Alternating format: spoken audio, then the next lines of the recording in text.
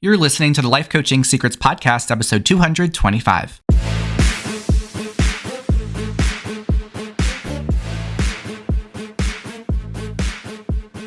Did you know that life coaches are needed now more than ever? I'm Frank Macri, founder of Thriving Coach Academy.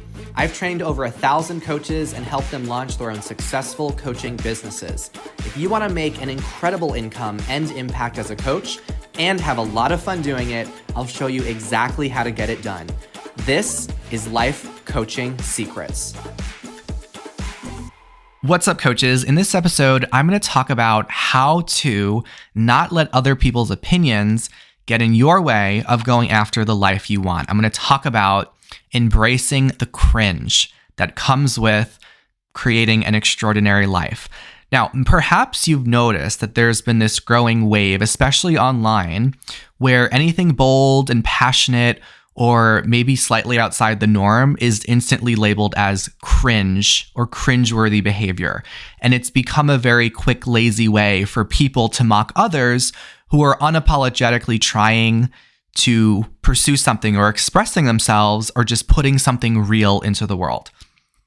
But what is actually behind that? Because most of the time, calling someone cringe is just a defense mechanism. It's just an attempt to feel superior without taking any real risks themselves. So this is why so many people will judge that way.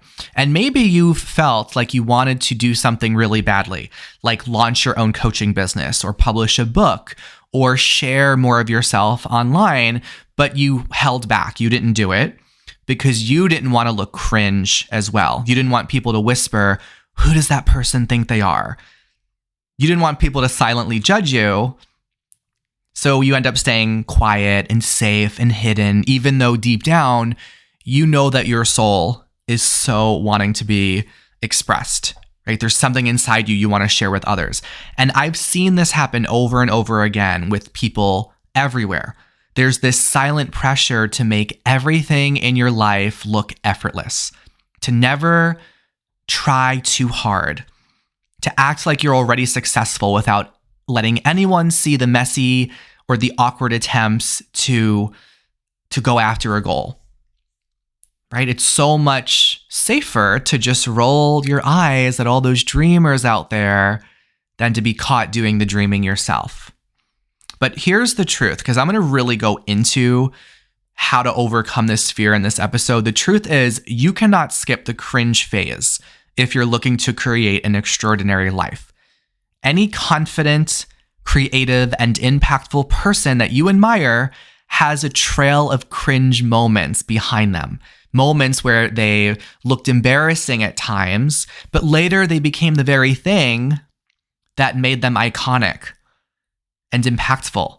Okay. And today we're talking about, in this episode, why embracing cringe isn't just okay. It is essential if you want to become your best, most fully expressed self. This is one of the topics I'm so passionate about because I don't want the fear of what other people will think of you to hold you back.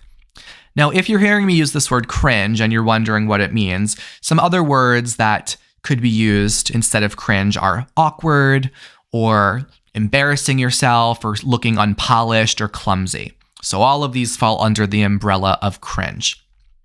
I was watching a video recently where a professor of 11 years was sharing that students in the United States are much more self-conscious these days when it comes to trying new things. There's been, she described, this surveillance culture around social media where people want to become entrepreneurs and authors, etc. But they think, oh, that's kind of cringe to go down this more unconventional path. And they don't want to be perceived as trying and making an effort and possibly failing and being judged by others. So they pull back, but they're deeply hungry to share their purpose and pursue their purpose. Or they just end up doing everything privately because they don't want to admit to others that they're really trying hard to do something they want to do. They want to be sincere, but they're embarrassed when it comes to actually being they're embarrassed when it comes to actually being sincere. So let's talk about what is cringe? We're going to go over why people fear being cringe. I'm going to give you lots of examples, and we're going to reframe entirely your relationship to being cringe and awkward or embarrassing to others. We're going to talk about how to overcome all of this fear of judgment that you likely have, because it is a universal experience that many people have. You're not alone if you're afraid to share your goals, your dreams with others, and to show your effort in creating that. You're not alone. It's something that so many people experience. So cringe is the uncomfortable feeling we get when something feels socially awkward, outside the bounds of what's considered normal or cool or socially acceptable. So it often comes from watching someone express themselves in a raw, unfiltered, or vulnerable way. But here's the thing. Cringe is usually just you being authentic. It's just you being yourself. It's the byproduct of someone putting themselves out there before they are perfect, polished, or approved. Now, why do people fear being cringe? Well, we live in a culture that rewards sarcasm and irony and detachment. So sometimes being cool is what people end up doing. They just want to stay aloof or passive, never seem like they're trying too hard. Right? When someone shows up with this genuine effort or they have big dreams, it can be seen as cringy. But having that fear of being cringy stops people from taking creative risks, starting businesses, posting their first podcast or video online, or sharing their story with others, or just publicly showing their passion or excitement. I tell all of our students in the academy at the first stage of their training, you cannot be a successful coach if you keep your coaching business your dirty little secret. Right? You actually need to tell people about it, make them aware of it in order for them to know that you exist and that you can help them. So there's this phrase that we often use in our society, playing it cool, right? To show like you are not really putting too much effort into things in your life. You're muting your enthusiasm. You don't want it to appear like you're trying too hard. So how does this show up to you if you're an aspiring coach? It could look like you downplaying your ambition by saying things like, oh, I'm just trying out this coaching thing, or I'm just dabbling in coaching. A lot of newer coaches will call it the coaching thing, which I find very comical. It's not a coaching thing. It's a real business and it's a transformational service. So let's actually talk about it that way, right? So it's downplaying your ambition instead of really owning your ambition. Playing it cool is also staying quiet online, not really sharing your ideas, your stories, your message, your offers, because you don't want people to think that you're desperate or that you are starting out. A lot of newer coaches think they have to pretend like they have this massively successful business when they're just getting started, because they think it looks bad or cringy to show that they are just getting started, when really it is totally normal and it's fine. And that's how all successful entrepreneurs begin. You have to start somewhere. Playing it cool is also avoiding big goals. So not pursuing opportunities or our collaborations because other people might think, oh, they're reaching. They're really trying. They're reaching really far. Right? Some of you listening to this podcast might have this desire to pursue coaching, but there's a part of you that's afraid to really take that next step because you're afraid people might think you're really reaching to go after this. Another way people play it cool is just pretending you don't really care, just acting unbothered, not really seeming like you're emotionally invested. And the unfortunate effect of this is when you appear to be really emotionally detached from your passions is you don't really attract people to also share in the enthusiasm. I often tell our students in the academy that when you can have enthusiasm about your business and that could be felt by others, that is going to magnetize people to you. That's going to magnetize clients and opportunities because people will feel your energy. If you just act like you don't really care, your coaching business is not really a big deal, you're not really having much emotion behind it, then other people are not also going to share in your excitement when they don't feel it from you. When you play it cool in life, it feels very safe, but it also keeps you invisible. And if you want to be successful as a coach, it requires the opposite. It requires that you be seen and risk judgment. It'll actually allow judgment from others and being willing to look a little cringe as you grow. Okay, so some examples of what it looks like for people to avoid cringe. It might be not posting content online. Now, you don't have to post on social media to grow a successful business. It's just one example, right? Holding back, just holding back from sharing your voice, not telling people about your coaching business, your plans for your business, your direction of your business. But also, one way people avoid cringe is by mocking others who are trying, who are going after their own goals and dreams. And often the reason people mock others is because deep down they want to try too, but they're just scared. And I want to be clear, when I say embracing cringe, I don't mean that you have to bare your soul on the entire internet or turn your whole life into a reality show. This is not what I'm saying.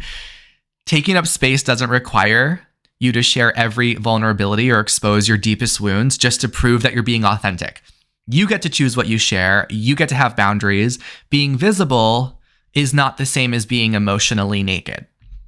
And you don't need to have a massive following to that matter as well. You don't need millions of views to make a meaningful impact.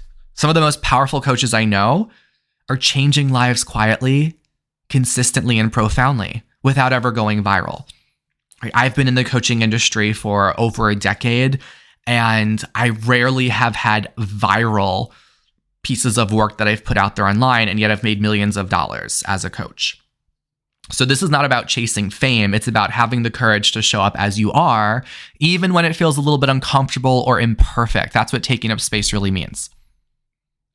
I want you to understand that being cringe is the entry point. It's like the price of admission to have a fulfilling and impactful life, right? Nobody becomes successful without avoiding or without experiencing, I should say, some judgment from others, right? You get confident and you become successful by being cringy first, by doing some things badly and awkwardly and imperfectly. And it's not a sign of failure, right? It's not a sign of failure. Cringe is the price you pay to grow and to express yourself and to have extraordinary success. So if you're not willing to be cringe, you are not willing to be seen. And if you're not willing to be seen, you'll never feel fully alive. Okay, a lot of aspiring coaches think that they are avoiding embarrassment by staying quiet or holding back.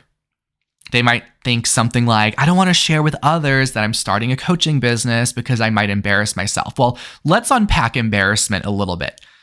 Okay, embarrassment is not a reason for you to stay small. It's just a feeling. And feelings come and go, right? Like every other uncomfortable emotion you've had in your life, it is survivable. It will pass.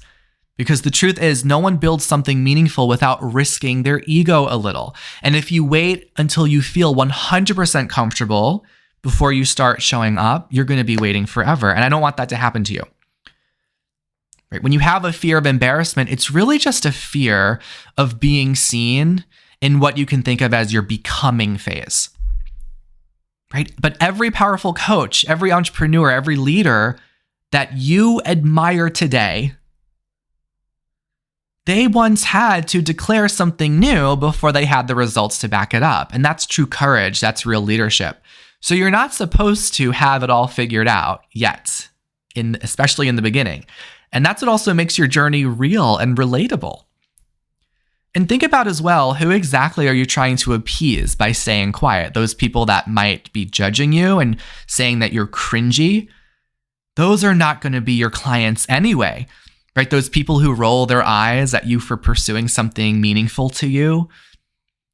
Yeah, you might be embarrassing in some people's eyes. You might feel embarrassed at some times, but you're also going to be making an impact and transforming people's lives. So what if both can be true? You could be embarrassed at certain times. Some people might judge you, and you'll also make an impact and inspire other people, those people that become your clients. Think about what embarrassment actually costs you. Right? What is it really costing you if you felt embarrassed sharing something meaningful to you with others, or pursuing a goal that you feel is aligned with the truth of who you are. You might have a moment of discomfort, right? Or maybe just a side eye from someone whose opinion of you that maybe you've been prioritizing for far too long. That's a really great question to reflect on as well. Whose opinion of you have you been prioritizing for way too long? We all have at least somebody that might come to mind. Now compare that to the cost of staying silent and just delaying your dreams or denying your purpose, holding back all those gifts that you know could transform someone else's life. Right? Embarrassment is just your brain trying to protect you from rejection. But if you avoid anything in life that might make you feel exposed, you'll also avoid everything that could lead to expansion, such as clients and growth, income, and freedom. You cannot build a bold, meaningful life while obsessing over how you can avoid judgment. I've shared this on several episodes. I've shared with y'all how I was so afraid when I was pursuing coaching, how other people would see me. And I, for years of my life, tried to hide from other people's judgment. It terrified me. But then I realized that people are already judging you. You can't avoid judgment no matter what path you take in life. Whether you speak up or stay quiet, people will form opinions of you. So you might as well be judged while doing something that you believe in, something that really matters. The people who scoff, who don't understand, who think you're cringy and embarrassing, they're just revealing their own limitations, not yours. And ironically, they might even circle back in a year or two asking how you did it. They might be the ones knocking on your door. When you start a coaching business, it's not something to whisper about. It's something to own. When you speak about it loudly and proudly, you claim it. You turn it from an idea into a real commitment. And when you stop trying to protect your image and your ego, that's when you actually start building your legacy. I want to share that one more time. When you stop trying to protect your image and your ego, that's also the same moment when you start building your legacy. That's when it happens. So let people laugh, let people doubt you, let them talk about how cringy you are behind your back, let them make their opinions. You're not doing this for their applause. You're doing it for the people you're meant to help and for the version of you that's tired of holding back. The part of you that is hiding, right? That there's that part of you that's hiding, and that's also the very part of you that is going to change people's lives. You cannot build a coaching business in the shadows. You can't inspire clients while staying small and invisible. So when you feel cringy, or you worry that others are going to find you cringeworthy, that's just evidence that you're stepping out of your comfort zone. Maybe it's the shaky first video that you post on social media, or the wobbly voice in your first few podcast episodes, or the imperfect first few consultation calls you have with potential clients. If it's feeling awkward in the moment, then those are the moments that you know your life is expanding. Right? The moments that you let yourself be seen, even when you're unpolished, those are the moments when you can begin to truly live and lead as a successful coach. I want you to think about as well, every great artist and innovator in our world, they had the courage to put themselves out there. They had to risk being cringe at some point. For example, one of my favorite artists, Lady Gaga, I'm seeing her in Madison Square Garden very soon. This will be my third time seeing her live. The last time was like 10 years ago. Early in her career, she was known for being so eccentric with her fashion choices, right? You might remember the meat dress that she wore. She had all these outrageous headpieces that she wore and had very bold performances that often were mocked as being over the top and cringeworthy. But now she's regarded as a trailblazer, as an icon in music for her fashion as well, for her advocacy, for the way she expresses herself. And she's earned Grammys, Oscars. She has so much influence around the world, whether you like her or not. You got to admit that it's true. Freddie Mercury is another person that I really admire, such an example for what it looks like to also embrace your cringe and show up anyway. Early in his career, Freddie was mocked for being very flamboyant on stage, having such theatrical outfits. A lot of critics saw him as being too much and too dramatic. And a lot of people questioned whether Queen was ever going to be taken seriously in rock music. But now he's celebrated as one of the most iconic performers in music history. May he rest in peace. Right? So what was once seen as cringy or excessive is now recognized as genius. So how does this relate to you as a coach? Well, these early ways that you might think of putting yourself out there, sure, they're going to be cringy. You're going to feel cringy about it. Other people might also think of it as cringy as well. But without those moments, there's no evolution. You cannot skip this cringe phase if you really want to make an impact. I want to also reframe how we really understand this feeling of being cringe, or this state of being. We need to really look at how we relate to cringe moments and cringe-worthy decisions. What if all of those awkward moments where you feel like your stomach's turning upside down, what if instead of those being moments that you fear or avoid, they're actually a sign that you are fully alive? Think about it, right? Cringe only shows up when you're stretching yourself beyond what feels safe. It's the feeling of standing at the edge of your comfort zone and you're about to step into something bigger. So if you're not feeling cringe at least some of the time, chances are you're playing it too small. Cringe is really the heartbeat of growth. It's like a pulse check for your courage. Think about a baby that's learning how to walk. Right? They wobble, they fall over, they look adorably uncoordinated, but no one says, "Ooh, that's really embarrassing. Stop trying to walk and you're better off just crawling forever. The baby is so cringe." It's ridiculous if we were to say that, right? We instinctively know that stumbling is a proof that someone is learning. So the same is true for you as a coach. When you feel cringe, it's evidence that you're taking those steps towards a bigger life, towards a bigger impact. So instead of asking yourself the question, how could I avoid looking cringe as I pursue coaching or as I pursue any goal, because you might have clients as well that are afraid they're going to feel cringy. Instead of asking yourself, how can I avoid looking cringe? Start asking yourself questions like, where am I willing to look cringe in order to grow? Or what am I willing to risk judgment for because it matters that much to me? I'll say that one more time. What am I willing to risk judgment for because it matters that much to me? Think about the people that you actually want to serve as a coach, your clients that are already out there and waiting for you. Put your focus on them. Don't give your power away to critics or especially random people online. The more that you embrace those moments of cringe, the more alive you're going to feel and the more unstoppable you become. I want you to let others actually see you struggle. Let others see you pursue your dreams. Let them be spectators. Let them witness the shaky beginnings, the awkward first attempts, the messy drafts.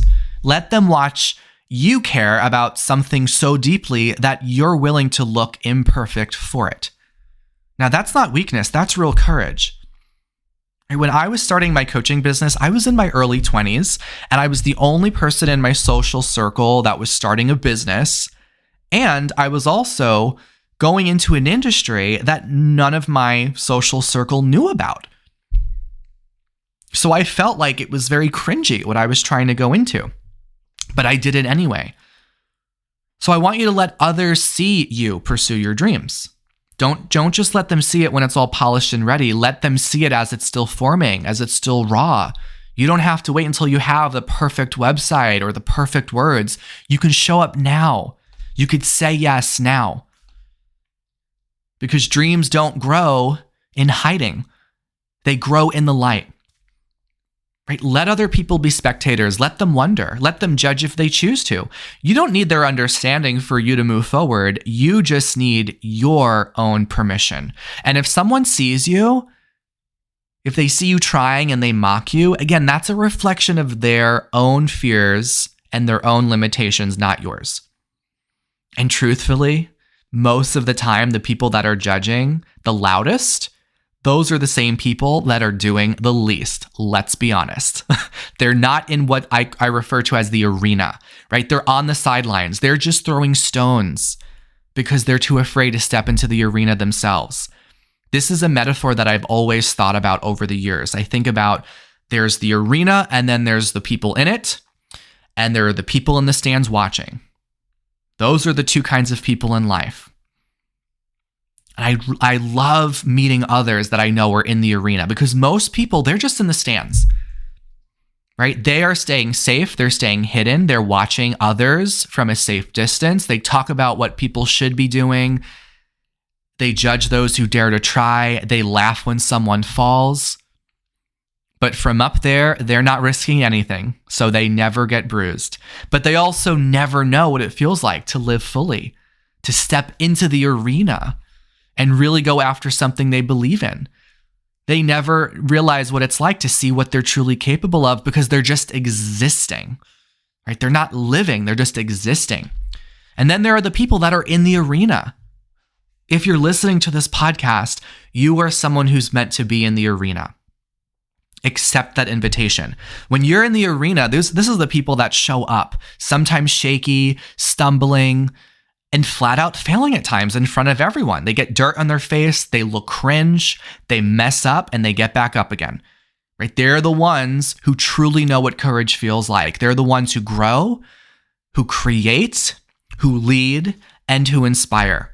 And they're not just existing like those people up in the stands. The ones in the arena are those who are truly alive. And as a coach, you must decide, are you going to live in the stands where it feels safe but small? Or are you going to step into the arena where you might be seen trying and failing, but also where every ounce of your courage and creativity and impact gets to shine? Only in the arena is where you grow, right? Only in the arena is where you get to discover what you're capable of. Those in the stands, they're just commentary. They're offering distraction, and they're never going to give you the life that you're craving. So yes, you're going to have failure. You're going to have judgment. You're going to be uncomfortable, but you also get to open yourself up to the possibility of real success and real freedom. And even when you do fail, you're falling forward, because every time you get back up, you come back stronger. Now, the reality is most people wake up every day and they go through the motions in their life. They work jobs that they don't love. They tolerate lives that they don't want. And they spend their free time gossiping, scrolling, judging. And then they wake up the next day and do it all over again. It's a loop of very low risk, of low responsibility, and living in a way that feels very safe on the surface, but underneath it is filled with quiet frustration and so much untapped potential. But the people who are successful and fulfilling and impactful, they live differently. They don't waste their time and energy tearing others down who are successful and who are trying. Instead of tearing them down, they study those people. They admire success instead of resenting it. They surround themselves with people who are dreaming bigger and thinking critically, taking risks and leading bold lives, right? They make uncomfortable decisions. They ask questions like, how can I serve? Not how can I stay safe? And they know that fulfillment doesn't come from playing small. It comes from living with intention, living with ownership, like really choosing the life that you want to live, not just going on autopilot. So if you feel like you're born for that, you're born to play that game, and if you want more and you feel like you're willing to move through that discomfort to get it, good. That means you're not meant for that low responsibility loop. You're meant for leadership. So let those people talk, let them point and judge, because at the end of the day, it's just a stand full of critics. But the arena is where the real winners are made. It's where you belong. So I want to leave you with this final truth. You really have two paths in front of you in life. You can keep playing it safe and hide your ideas, keep your dreams locked away where no one can judge them, stay very polished and protected, never risk doing anything that someone might laugh at or roll their eyes at or think, oh, wow, you're trying really hard. Like, avoid any kind of cringe. But if you choose that path, you're always going to feel that quiet ache inside, wondering what could have happened if you'd been brave enough to really go for it, to really bet on yourself. Or you can choose the bolder path, or you can be the person, be the coach who dares to look awkward, who dares to be cringy. You can let yourself be seen, unfiltered and perfectly human as you are. Because every confident and fully booked coach that you admire, any successful person that you admire, they've walked through their own cringe phase first to get where they are. Right? Every great transformation, every successful business began with someone saying, I don't know if this is going to work, but I am willing to look a bit foolish trying. That's what real leadership is.